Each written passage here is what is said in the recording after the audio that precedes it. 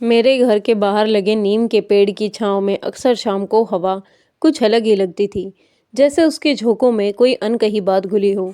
Mummy papa के जाने के बाद यह घर बहुत ही शांत हो गया था, लेकिन उस सन्नाटे के बीच मेरा छोटा भाई रवि मेरी पूरी दुनिया बन गया था। वह अब कॉलेज में था और मैं नौकरी करती थी। जिम्मेदारी दोनों की थी, मगर मैं चाहती थी कि उसकी जिंदगी में कभी उदासी की जगह ना बने। पहले रवि बहुत हंसमुख था। दोस्तों के साथ घूमना, हंसी मजाक करना, पढ़ाई में आगे रहना, सब कुछ सही चल रहा था। पर कुछ महीनों से मैंने महसूस किया कि वह पहले जैसा नहीं रहा। उसकी आंखों में अब पहले जैसी चमक नहीं थी और उसके चेहरे पर एक अजीब सी थकान दिखाई देती थी। वह अब ज़्यादातर समय घर में ही बंद रहता और जब मैं ऑफिस से लौटती तो वह मेरे कमरे में आकर बैठ जाता। शुरू शुरू में मैंने समझा कि उसे अकेलापन महसूस होगा। मम्मी पापा की कमी दोनों को ही थी, इसलिए जब उसने कहा कि उसे मेरे कमरे में सोने में सुकून मिलता है, तो मैंने मना नहीं किया। हर रात जब मैं अपने दिन भर की थकान के बाद लौटती, तो वह मेरे पास आकर कोई ना कोई बात शुरू कर देता। कभी कॉलेज की, तो कभी अपने दोस्तों की, तो कभी हमारी पुरानी यादों की। उसकी बातें सुनकर मुझे भी अच्छा लगता था, क्योंकि इन दिनों मैं खुद बहुत चुप सी हो गई थी। मगर धीरे धीरे मुझे एहसास हुआ कि वह बातों में कहीं खो गया है। उसकी आवाज़ में अब वह मासूमियत नहीं थी, बल्कि किसी गहरे दर्द की छाया थी। एक रात मैंने उससे पूछा कि रवि, सब ठीक तो है? तुम पहले जैसे नहीं रहे। उसने हौले से कहा कि दीदी, कुछ लोगों ने ऐसी बात कही है जिनसे मन भारी हो गया है। मैं चौकन्नी हुई। कौन लोग, क्या बातें? वह कुछ पल चुप रहा और फिर बोला, लोग कहते हैं कि तुम देर तक बाहर रहती हो, पता नहीं कहाँ जाती हो। तुम्हारे ऑफिस के लोग तुम्हारे घर आते हैं। कुछ पल के लिए स्तब्ध रह गई। मेरे कानों की वजह से अक्सर देर हो जाती थी, और हाँ, कभी कभी ऑफिस के लोग घर तक छोड़ने आ जाते थे, लेकिन उसमें गलत क्या था? मैंने शांत स्वर में कहा कि रवि, दुनिया को कुछ भी कहने की आदत है। हम सच जानते हैं तो दूसरों की बातों से फर्क नहीं पड़ता। उसने मेरी ओर देखा, जैसे यकीन और शक के बीच झूल रहा हो। उस रात मैं देर तक जागती रही और सोचा कि अफवाहें कितनी आसानी से रिश्तों में दरार डाल देती हैं। अगले दिन मैंने रवि के कॉलेज के एक दोस्त को फ़ोन किया, तो पता चला कि कुछ लड़कों ने सच में हमारे परिवार को लेकर बातें फैलाई हैं। मुझे गुस्सा भी आया और दुख भी कि रवि ने बिना मुझसे कहे उन बातों को अपने मन से ले लिया था। मैंने तय किया कि अब मैं इस सच्चाई का सामना खुद करूंगी। अगले दिन जब रवि कॉलेज गया तो मैं भी वहां पहुंची और प्रिंसिपल से मिली। उन्होंने मुझे बताया कि रवि हाल ही में बहुत चुप हो गया है और क्लास मिस करने लगा है। यह सुनकर मेरा दिल बैठ गया। जब वह रवि लौटा तो मैंने उसे अपने पास बिठाकर कहा कि रवि, अगर लोग कुछ कहें तो उसे सच्चाई मत मानो। मम्मी पापा ने हमें सिखाया था कि इंसान का चरित्र उसकी नीयत से बनता है, अफवाहों से नहीं।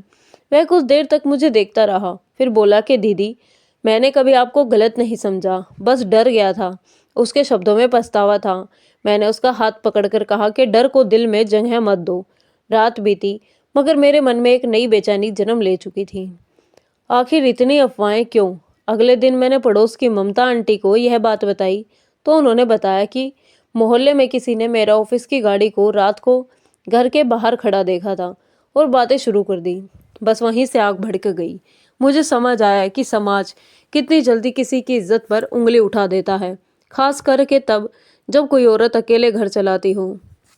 उस रात मैं फिर देर तक सोचती रही। खिड़की से आती हल्की हवा में मुझे मम्मी की आवाज़ सुनाई दी, जैसे कह रही हो कि सच हमेशा देर से सही, पर सामने आता ज़रूर है। उस रात जब मैं अपनी खिड़की के पास बैठी थी, चांद आधा था और उसकी फीकी रोशनी मेरे कमरे की दीवार पर ऐसे गिर रही थी जैसे कोई पुरानी याद मुझसे बात करना चाह रही हो। मन में सवालों का सागर उमड़ रहा था। क्या मैंने कहीं गलती की थी? क्या अकेलेपन ने हमें इतना कमज़ोर बना दिया था कि हम दुनिया की बातों से डरने लगे? रवि कमरे में चुपचाप लेटा हुआ था। उसकी आंखें खुली थीं, मगर वह सोने का नाटक कर रहा था। मैं समझ सकती थी कि उसके अंदर कुछ चल रहा है, कोई गहरी उलझन जिसे वह कहना चाहता है पर कह नहीं पा रहा। मैंने धीरे से उसके सिर पर हाथ फेरा और कहा कि रवि, जब मन में कुछ भारी लगे तो उसे अंदर मत दबाना। जो बात मन को दुख दे उसे बांटने से ही हल्का महसूस होता है। उसने मेरी ओर देखा। उसकी आंखों में एक चमक थी, जैसे वो रोशनी जो बहुत दिनों से बुझी हुई थी। फिर से जगमगाने की कोशिश कर रही हो। उसने कहा कि दीदी, अगर मैं सच कहूँ तो क्या आप मुझसे नाराज़ नहीं होंगी? मैंने मुस्कुराते हुए कहा, सच कभी किसी को नाराज़ नहीं करता। वह कुछ देर चुप रहा और फिर बोले, मैंने उन लोगों की बातों पर यकीन कर लिया था। मैंने सोचा शायद सच में आप बदल गई हैं। मैं बहुत परेशान था, इसलिए आपके पास सोने आता था, क्योंकि मुझे डर लगता था कि कहीं आप मुझे छोड़कर न चली जाओ। उसके शब्दों ने मेरे दिल को छू लिया। मैंने उसे समझाया कि किसी रिश्ते की नींव भरोसे पर होती है, और जब भरोसा हिल जाए तो सब कुछ डगमगा जाता है। अगले कुछ दिनों तक हमारे बीच फिर से सामान्य माहौल बनने लगा। रवि अब थोड़ा मुस्कुराने लगा था। उसने कॉलेज जाना भी शुरू कर दिया था। लेकिन मैं जानती थी कि उसके भीतर का डर पूरी तरह खत्म नहीं हुआ था। कभी कभी जब मैं ऑफिस के काम में व्यस्त होती तो वह अचानक मेरे ऑफिस के बाहर आ जाता, जैसे उसे तसल्ली चाहिए कि मैं सच में वही हूँ। उसकी यह आदत मुझे थोड़ी अजीब लगती, लेकिन मैंने सोचा कि शायद उसे सुरक्षा का एहसास चाहिए। फिर एक दिन जब मैं ऑफिस में मीटिंग में थी तो मेरे फ़ोन पर रवि का लगातार कॉल आया। मैंने मीटिंग से निकलकर कॉल उठाया तो उसने घबराई हुई आवाज़ में कहा कि दीदी, कोई घर के बाहर दीवार पर कुछ लिख गया है। मैं तुरंत घर पहुंची तो देखा कि दीवार किसी ने बदतमीजी भरे शब्दों में कुछ लिखा था। मेरे हाथ कांप गए। मोहल्ले के कुछ लोग बाहर खड़े थे। कोई कुछ कह रहा था, कोई हंस रहा था।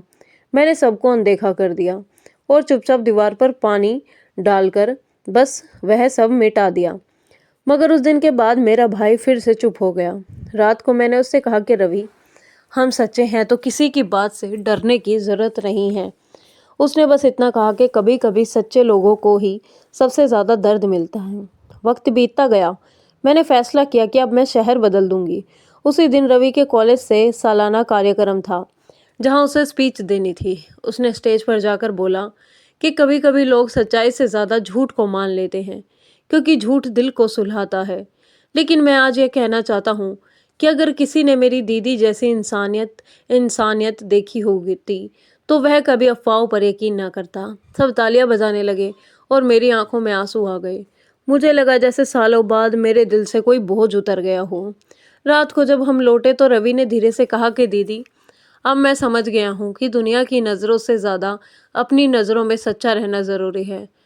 उस रात बहुत शांति थी। खिड़की के बाहर हल्की बारिश हो रही थी और हवा में मिट्टी की सौंधी खुशबू थी।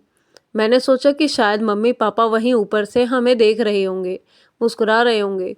रवि के कॉलेज का कार्यक्रम उस रात मेरे दिल के एक नया उजाला छोड़ गया था।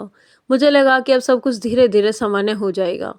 लेकिन किस्मत शायद हमें एक और परीक्षा से गुजारना चाहती थी। कुछ दिनों बाद जब मैं ऑफिस गई थी, तब मोहल्ले में किसी ने एक अजनबी आदमी को मेरे घर के बाहर घूमते देखा। शाम को जब मैं लौटी तो कुछ लोगों ने फिर बातें शुरू कर दी। अब तो ये पक्का हो गया कि कोई बोला देखा, आज भी कोई आया था। मैं समझ गई थी कि लोग बिना सबूत के भी कितनी जल्दी फैसला कर लेते हैं। मैंने चुपचाप दरवाज़ा बंद कर दिया और थककर सोफे पर बैठ गई। तभी रवि आया। उसके चेहरे पर गुस्सा और बेचैनी थी। उसने कहा कि दीदी, मैं उस आदमी को देख चुका हूँ। वो वही है जो कॉलेज में अफवाहें फैलाता था। मैं उससे मिलूंगा। मैं डर गई। नहीं रवि, हिंसा से कुछ नहीं होगा। सच्चाई खुद रास्ता ढूंढ लेती है।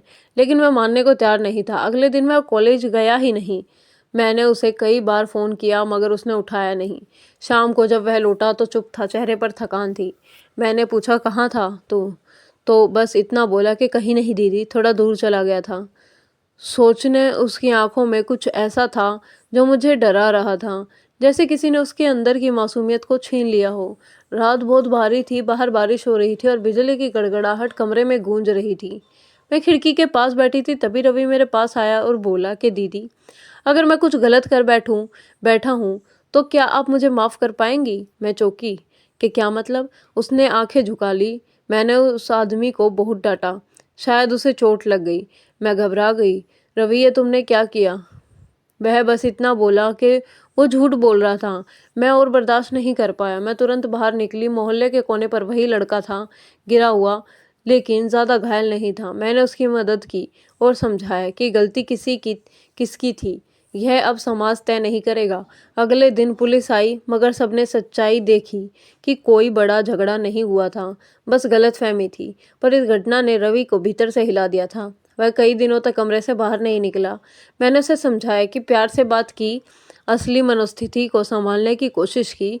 धीरे धीरे अपने फिर से बोलना शुरू किया और फिर मुस्कुराना सीखा। समय बीतता गया और हमने फैसला किया कि अब हमें एक नई शुरुआत करनी चाहिए। मैंने ट्रांसफ़र की अर्जी ली और एक नए शहर में नौकरी ले ली। रवि को भी वहीं के कॉलेज में दाखिला मिल गया। नए माहौल में जैसे हमारी ज़िंदगी को नई सांस दी। अब लोग नए थे, बात नहीं थी और ज़िंदगी फिर से रंग पकड़ने लगी थी। लेकिन कभी कभी जब रात में हम दोनों पुरानी बातें याद करते हैं तो आंखें नम हो जाती। एक शाम रवि ने कहा कि दीदी, मैंने उस वक्त आपको बहुत तकलीफ दी, मुझे अफसोस है। मैंने मुस्कुराकर कहा कि रिश्तों में गलतफहमी आती है, मगर प्यार और भरोसा सच्चा हो तो कोई दीवार हमेशा नहीं टिकती। उसने मेरे हाथ थाम कर कहा कि अब मैं वही रवि बनूंगा जो मम्मी पापा चाहते थे। धीरे धीरे जिंदगी फिर से पटरी पर आ गई थी। मैंने शहर में एक छोटा सा घर खरीदा और रवि अब कॉलेज के आखिरी साल में था। वह अब पहले से भी ज़्यादा समझदार हो गया था। उसकी आंखों में आत्मविश्वास लौट आया था। एक दिन उसने कहा कि दीदी, मैं चाहता हूँ कि आप फिर से खुश रहें, अपनी ज़िंदगी जिएं। मैंने कहा, रवि, जब तुम खुश हो तो मैं भी खुश हूँ। मगर उस रात जब मैं खिड़की के बाहर देख रही थी तो मन में एक अजीब सी शांति थी, जैसे ज़िंदगी ने जितने जख्म दिए थे अब सब भरने लगे हों। समय हमेशा सिखा देता है कि हर दर्द किसी न किसी सबक की तरह होता है, और यही बात अब मेरी ज़िंदगी में सच साबित हो रही थी। नए शहर में सब कुछ बदल गया, लेकिन दिल के भीतर के जख्म अभी भी धीरे धीरे भर रहे थे। मैंने अपने ऑफिस में अच्छा नाम कमाया और रवि अब मेडिकल कॉलेज के आखिरी साल में था।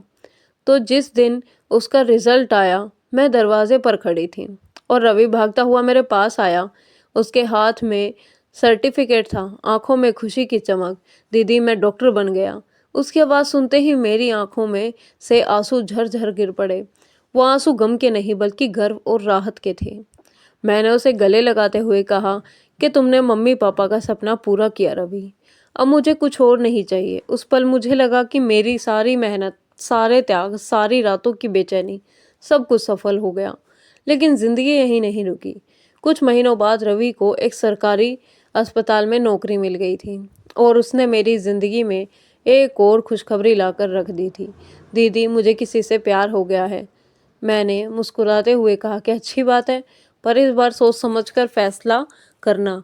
जब उसने लड़की से मिलवाया तो वो बहुत ही सुलझी हुई और समझदार थी। उसकी आंखों में सच्चाई और सम्मान दोनों थे। मुझे समझ आया कि अब मेरा भाई वाकई ही बड़ा हो गया है। अब वो वही मासूम बच्चा नहीं था जो डर कर मेरे कमरे में आता था, बल्कि वो एक जिम्मेदार इंसान था जिसने अपनी गलतियों से सीखा और जिंदगी को एक नई दिशा दी।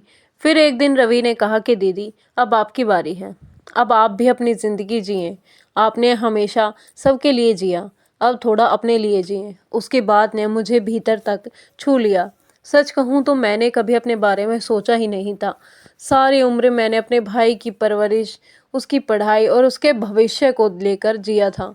लेकिन अब शायद वक्त था कि मैं भी थोड़ा चैन से सांस लूं, अपने सपनों को भी जी लूं। उसी साल मैंने अपने पुराने कॉलेज के एक शिक्षक से संपर्क किया, जहां से मैंने अपनी पढ़ाई छोड़ी थी। उन्होंने मुझे कहा कि तुम्हारे अंदर अभी भी वही जज्बा है, अगर चाहो तो फिर से पढ़ सकती हो। और मैंने वही किया। मैंने अपनी पढ़ाई पूरी की और फिर एक स्कूल में टीचर बन गई। पहली तनख्वाह के दिन जब मैंने नोट रवि के हाथ पर रखे तो उसने हंसकर कहा कि अब तो आप भी डॉक्टर की तरह लोगों को ठीक करने लगी हैं, बस दवाइयों की जगह प्यार से। हम दोनों जोर से हंस पड़े। वक्त बीतता गया, घर में अब रौनक रहने लगी। रवि की शादी हुई, मैं स्कूल के में बच्चों की प्यारी मैडम बन गई। हर रात जब मैं बालकनी में बैठकर आसमान देखती तो मुझे लगता था कि मम्मी पापा ऊपर से मुस्कुरा रहे होंगे। ज़िंदगी ने हमें बहुत दर्द दिए, लेकिन वही दर्द हमें मजबूत बना कर गया। अब मैं डरती नहीं, पछताती नहीं, क्योंकि मैंने सीखा है कि इंसान टूटकर भी खिल सकता है, अगर उसके अंदर सच्चाई और प्यार बचा हो। रवि अब हर सुबह मुझसे कहता है कि दीदी, आज का दिन अच्छा रहेगा, और मैं मुस्कुराकर कहती हाँ, क्योंकि हमने बुरा समय जी लिया है, अब सिर्फ अच्छा बाकी है। दोस्तों कैसी लगी आपको हमारी कहानी कमेंट में ज़रूर बताएं और हमारे चैनल को ज़रूर सब्सक्राइब करें। धन्यवाद। मिलते हैं कल आपसे एक और नई कहानी के साथ।